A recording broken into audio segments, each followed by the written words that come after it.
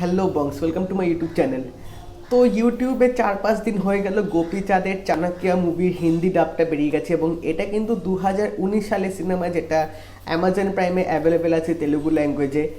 তো এই গোপীচাঁদের চাণক্যা মুভিটা মানে অ্যাকশন থ্রিলার বলা যেতে পারে। অ্যাকশন আছে এটুকু মানছি, বাট কিছু কিছু জায়গায় মানে একটু মানে চোখে পড়ার মতনই অ্যাকশন সিকোয়েন্সেসগুলো আছে।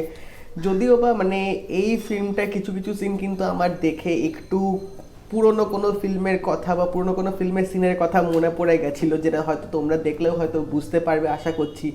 এবং গল্পটা খুবই মানে কমন টাইপের একটা এজেন্ট নিয়ে যেরকম একটা ফিল্ম হয়, এবং তো স্টোরি লাইনটা সেরকম কিছু আহামরি না, বাট হ্যাঁ এটার মানে টুইস্টটা যেভাবে দেবে, যেভাবে ক্লাইম্যাক্সটা দেখাবে, এবং এই ভিলেনের যে স্টোরিটা আছে সেটা কিন্তু একটু হলেও কিন্তু আনপ্রেডিক্টেবল লাগতে পারে, যেটা আমার লেগেছিলো। এবং ওই ক্লাইম্যাক্স এবং ওই টুইস্টিংয়ের পার্ট থেকে কিন্তু ফিল্মটা আরও জমে উঠবে।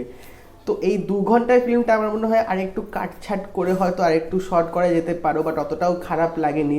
বাট কিছু কিছু সিনে ফার্স্টের দিকে যখন মানে গোপীচাঁদের সাথে যখন তার গার্লফ্রেন্ডের যখন সেই মানে দেখা হওয়ার পর তাদের যে সিনগুলো যে দেখাবে, সেগুলো কোথাও গিয়ে আমার একটু মনে হয় বোরিং লেগেছিলো। বাট ওভারঅল এখানে গোপীচাঁদের এন্ট্রিটা কিন্তু ফিল্মটার মধ্যে দারুণ ছিল, এবং অনেক দিন পর আবার তাকে আমরা এরকম অ্যাকশন ফিল্মে দেখতে পাচ্ছি।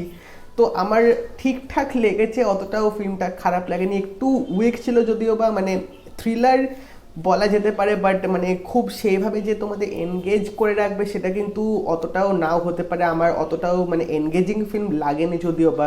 এবং লাস্টের দিকে তোমাদের হয়তো একটু মনে হতে পারে যে স্কিপ করে করে দেখে নিই এন্ডে কী হচ্ছে বা ক্লাইম্যাক্সে কী হতে পারে।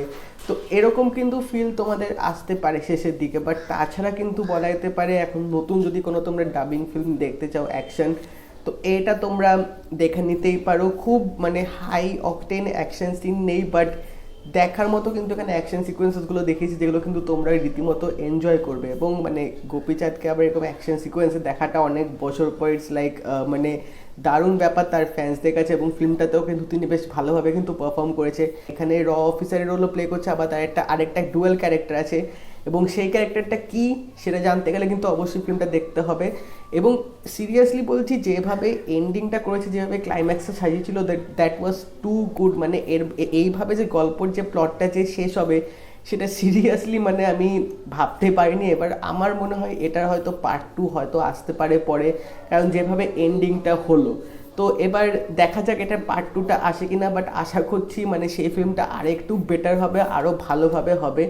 অ্যাকশন সেইভাবে না হোক, বাট স্টোরিটা কিন্তু ম্যাটার করে। তো হোপফুলি সেই স্টোরিটা নেক্সট পার্ট যদি আসে সেটা ভালো হবে আশা করছি।